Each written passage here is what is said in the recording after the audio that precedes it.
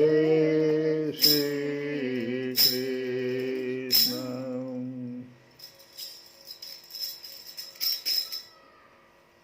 हम लोग कल की कथा में सुने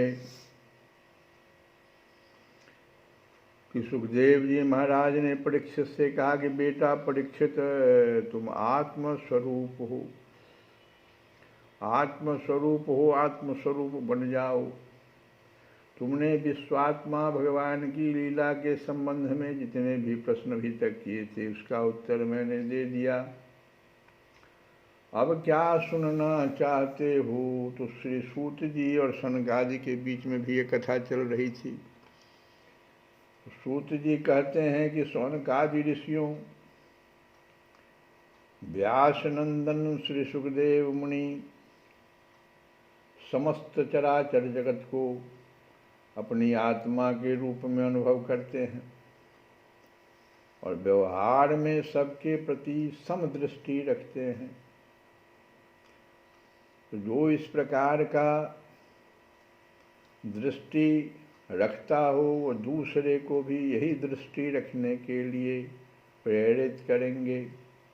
भगवान के शरणागत एवं उनके द्वारा सुरक्षित राजर्षि परीक्षित ने उनका संपूर्ण उपदेश अभी तक बड़ा ध्यान से श्रवण किया था। अब वे सिर झुकाकर श्री सुखदेव जी महाराज के चरणों के तनिक और पास खिसक आए तथा अंजलि बांधकर अब उनसे अंतिम प्रार्थना करने लगे। राजा परीक्षित ने क्या कहा? मृत्यु अब साक्षात सामने आ गई। तक्षक अब आज ही डसेगा। उस समय में एक आत्मज्ञानी व्यक्ति का क्या भीतर से उद्गार है उसको हम लोग जरूर सुने और समझें। राजा परीक्षित ने कहा कि भगवान, आप करुणा के मूर्तिमान स्वरूप हैं। बहुत करुणा किया आपने मेरे ऊपर। 7 दिन ही मेरे पास समय था और आप करुणा करके मेरे उद्धार के लिए आप मेरे पास आए। मुझे सारी कथा और जिस प्रकार का मैंने प्रश्न किया था सबका उत्तर आपने दिया। आपने मुझ पर परम कृपा करके अनादि अनंत एक रस सत्य भगवान श्री हरि के स्वरूप और लीलाओं का वर्णन किया है। अब मैं आपकी कृपा से परम अनुग्रहित और कृतकृत्य हो गया हूँ। संसार के प्राणी अपने स्वार्थ और परमार्थ के ज्ञान से शून्य हैं और विभिन्न प्रकार के दुखों के दावानल से दग्ध हो रहे हैं।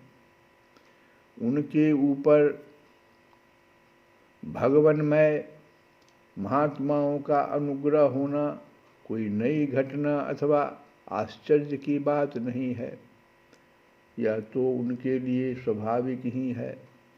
मैंने और मेरे साथ और बहुत से लोगों ने आपके मुखारबिंद से इस श्रीमद्भागवत महापुराण का श्रवण किया है। इस पुराण में पद पद पर भगवान श्री हरि के उस स्वरूप और उन लीलाओं का वर्णन हुआ है जिसके गान में बड़े बड़े आत्माराम पुरुष रमते रहते हैं। हे भगवान, आपने मुझे अभय पद का, ब्रह्म और आत्मा की एकता का साक्षात्कार करा दिया है। मरने से पहले आपने मुझे अभय पद दे दिया। अब मुझे डर किस बात का? और हम जो द्वंद्व में फंसे हुए थे कि ब्रह्म कोई और है और आत्मा कोई और, तो आपने ब्रह्म और आत्मा की एकता का साक्षात्कार भी करा दिया। अब मैं परम शांति स्वरूप ब्रह्म में स्थित हूँ। मैं समझ गया कि मैं ही ब्रह्म हूँ। अब मुझे तक्षक आदि किसी भी मृत्यु के निमित्त से अथवा दल के दल मृत्युओं से, ये वो मृत्यु को कौन कहे, दल का दल मृत्यु भी आ जाए उससे भी भय नहीं है। मैं अभय हो गया हूँ। हे ब्रह्मन, अब आप मुझे आज्ञा दीजिए। क्या आज्ञा दीजिए? कि मैं अपनी वाणी बंद कर लूं। ये वाणी तो कर्म के लिए है। वाणी से अनेकों कर्म होते रहते हैं मनुष्यों से। अब अभी के बाद पता नहीं ये वाणी किस प्रकार का प्रयोग कर दे, हाहाकार मचा दे। इसीलिए मुझे आज्ञा दीजिए कि मैं अपनी वाणी बंद कर लूं मृत्यु से पहले और मौन हो जाऊं, और साथ ही कामनाओं के संस्कार से भी रहित चित्त को इंद्रियातीत परमात्मा के स्वरूप में विलीन करके अपने प्राणों का त्याग कर दूं।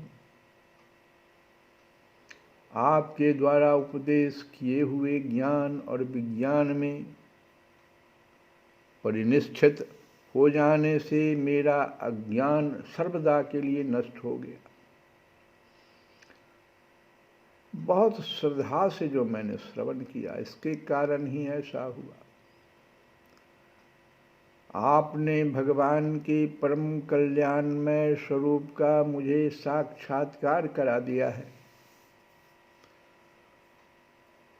तो ये प्रश्न जो है शौनकादि भी सूत जी से पूछ रहे थे कि आखिर उस समय में परीक्षित ने क्या क्या कहा। श्री सूत जी कहते हैं कि शौनकादि ऋषियों, राजा परीक्षित ने भगवान श्री सुखदेव जी से इस प्रकार कहकर बड़े प्रेम से उनकी पूजा की। अब वे परीक्षित से विदा लेकर समागत त्यागी महात्माओं भिक्षुओं के साथ वहाँ से चले गए। सुखदेव जी महाराज वहाँ रुके नहीं। अपने जितने भी उनके समागत त्यागी महात्मा थे, भिक्षु थे, उसके साथ परीक्षित से विदा लेकर और वहाँ से चले गए सुखदेव। राजर्षि परीक्षित ने भी बिना किसी बाह्य सहायता के स्वयं ही अपने अंतर आत्मा को परमात्मा के चिंतन में समाहित किया और ध्यान मग्न हो गए। वो उधर गए और ये तो तुरंत परीक्षित ने बिना किसी बाह्य सहायता के स्वयं ही अपने अंतर आत्मा को परमात्मा के चिंतन में समाहित किया। जितनी कथा लीला रूप नाम सब सुने थे, बस उसी के चिंतन में अपने को लगा दिया और ध्यान मग्न हो गए। कोई नई बात नहीं है। अभी भी अगर दुखों का पहाड़ किसी महिला के ऊपर पड़े तो उसके चिंतन में वो ऐसा ध्यान मग्न हो जाती है कि क्या हो रहा है बाहर, कुछ उसको पता नहीं है। आँख से अविरल अश्रु की धारा उसको निकलती रहती है। ये कोई नई चीज़ नहीं है, लेकिन हम लोग विषयों पर ऐसा कर लेते हैं, परमात्मा पर ऐसा नहीं करते। हम में सामर्थ्य है ऐसा, लेकिन हम ऐसा नहीं करते हैं। विषय चिंतन करते हैं हम लोग। और उस समय क्या हुआ, उनका श्वास प्रश्वास भी नहीं चलता था। ऐसा जान पड़ता था मानो कोई वृक्ष का ठूंठ हो।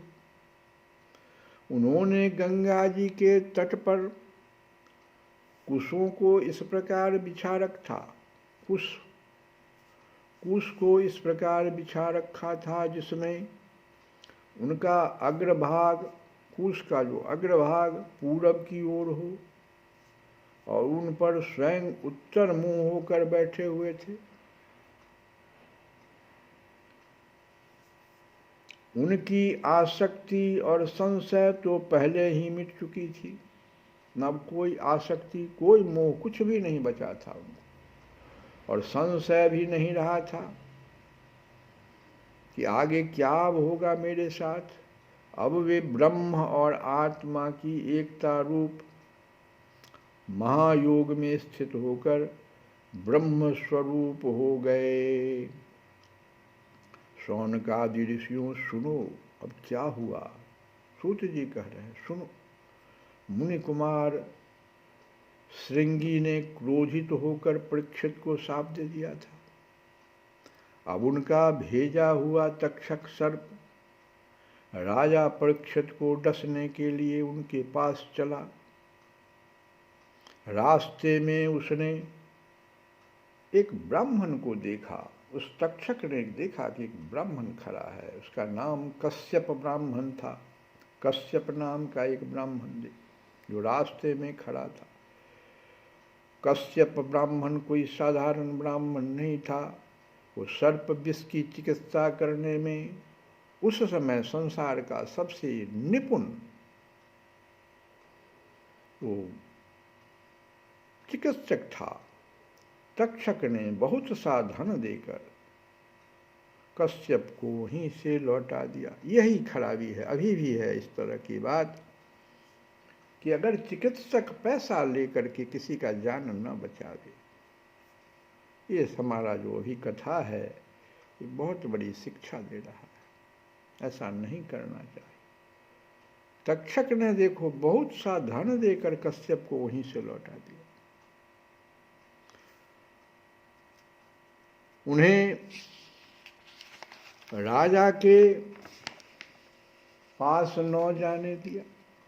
तक्षक समझ गया था कि ये तो भाई रहेगा तो हम, क्योंकि वो देख लिया था कि एक वृक्ष को डसा तक्षक और वो वृक्ष को पुनः जीवित कर दिया था कश्यप, देख लिया। कहा इसको लौटा देना चाहिए। नहीं जाने दिया राजा के पास और स्वयं ब्राह्मण के रूप में छिप कर गया। देखो कितना भय, मृत्यु भयभीत हो गया है परीक्षित से। अब ब्राह्मण के रूप में अब जा रहा है उसको छिप करके।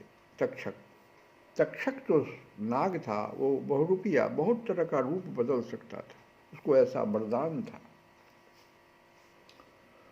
तो ब्राह्मण के रूप में छिपकर, क्योंकि वह इच्छानुसार इच्छाधारी नाग था ना, तो इच्छानुसार रूप धारण कर सकता था। राजा परीक्षित के पास गया और जा करके उन्हें डस लिया। राजर्षि परीक्षित तक्षक के डसने के पहले ही ब्रह्म में लीन हो गए थे, स्थित हो गए थे, वो कुछ पता नहीं। और तक्षक के सिर्फ इतना ही हुआ कि हम लोग बाहर से अग्नि जला करके शरीर को श्मशान घाट में सुपुर्द करते हैं राख, लेकिन यहाँ क्या हुआ, बाहर से कोई अग्नि लाने की जरूरत नहीं हुई। तक्षक के विष से ही, उसकी आग से इतना आग निकला कि उनका शरीर सबके सामने ही राजा परीक्षित का शरीर जलकर भस्म हो गया।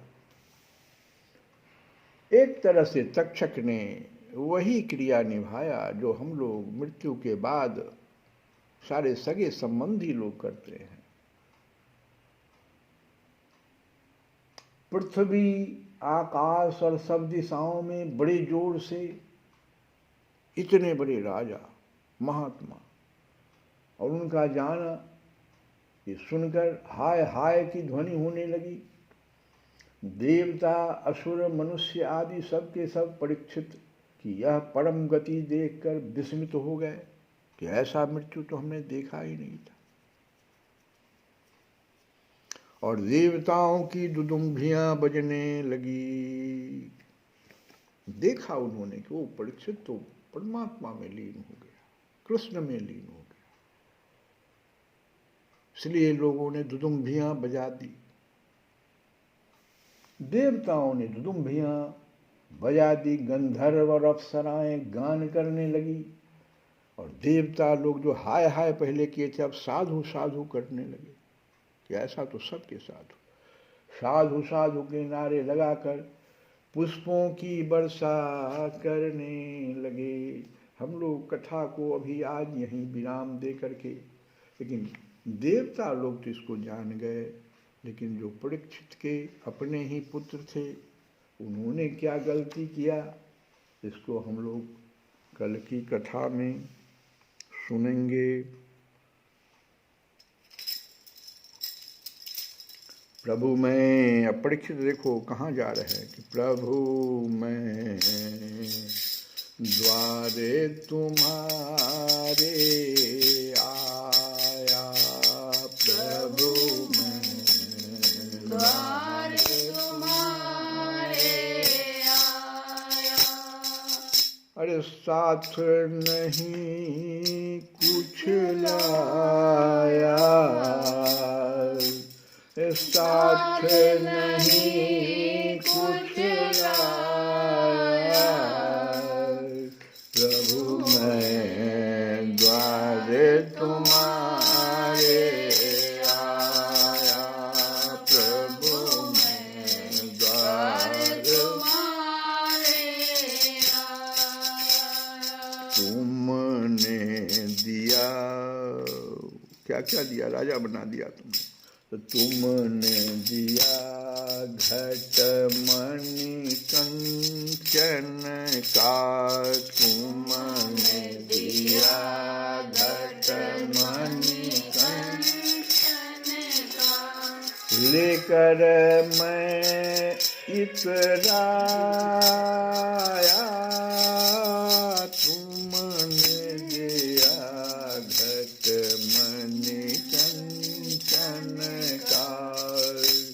लेकर मैं इतराया, प्रभु जी लेकर मैं इतराया। ठोकर लगी बिखर गई मनिया,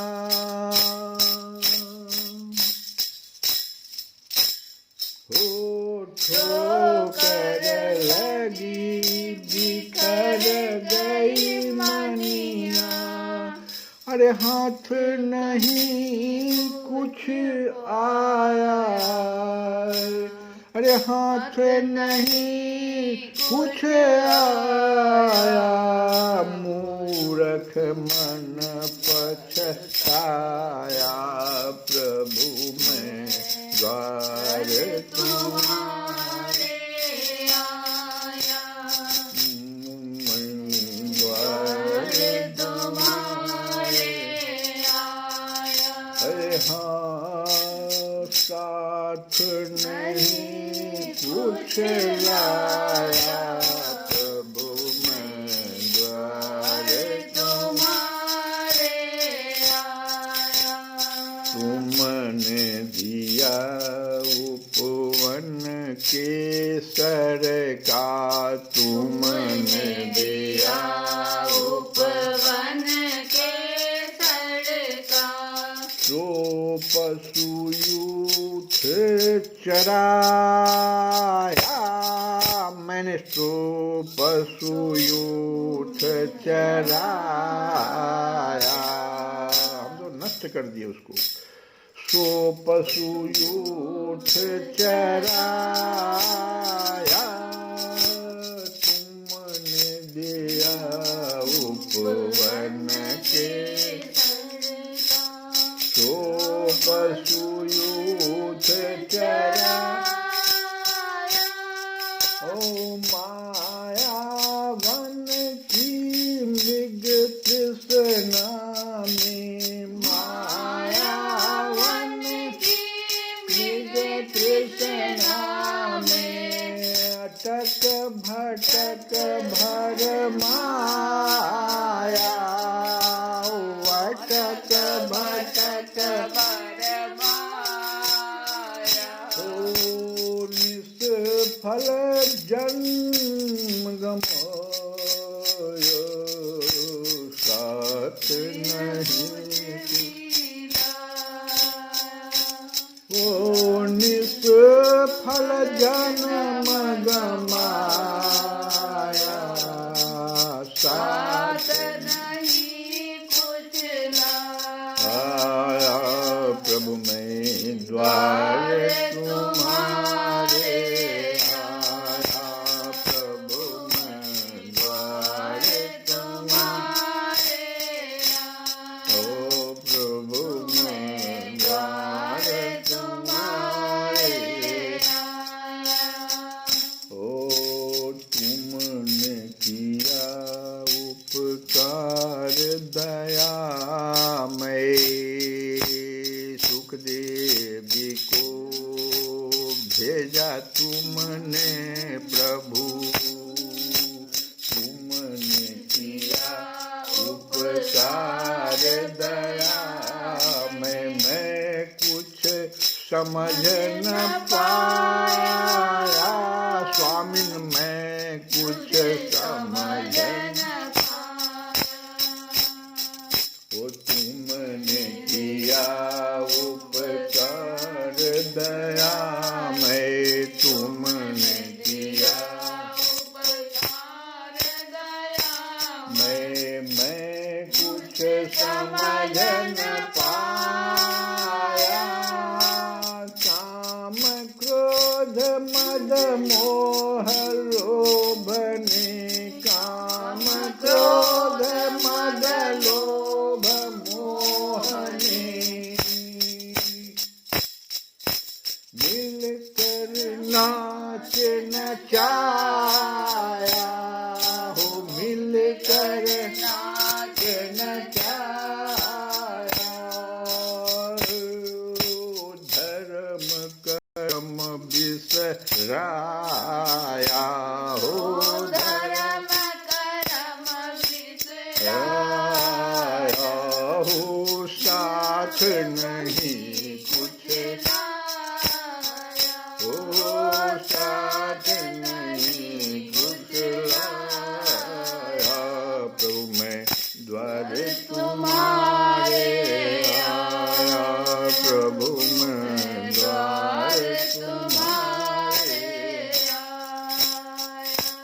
हो मैं अज्ञान दया में तुम प्रभु, अज्ञान दया में तुम प्रभु, श्री राम जय राम जय जय राम, श्री राम जय राम जय जय राम, ओ श्री राम जय राम जय जय राम, श्री राम जय राम जय जय राम, श्री राम जय राम जय जय राम। ओ मैं अज्ञान दया में तुम प्रभु, मैं अज्ञान दया में तुम प्रभु, अगम तुम्हारी माया, मैं अज्ञान दया में तुम प्रभु, मैं अज्ञान दया में तुम प्रभु, ओ अगम तुम्हारी माया, स्वामी ने अगम तुम्हारी माया, पार करो उद्धार करो, पार करो उद्धार करो, जो सबको पार लगाया,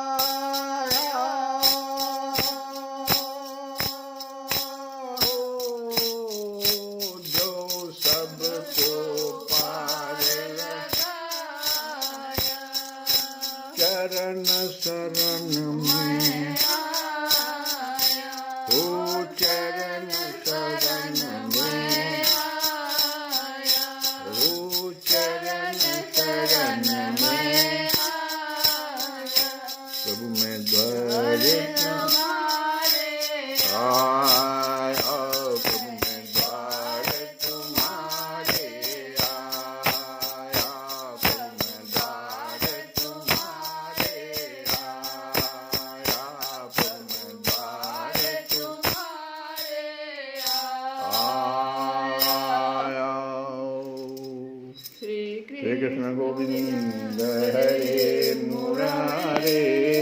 हे नाथ नारायण वासुदेव।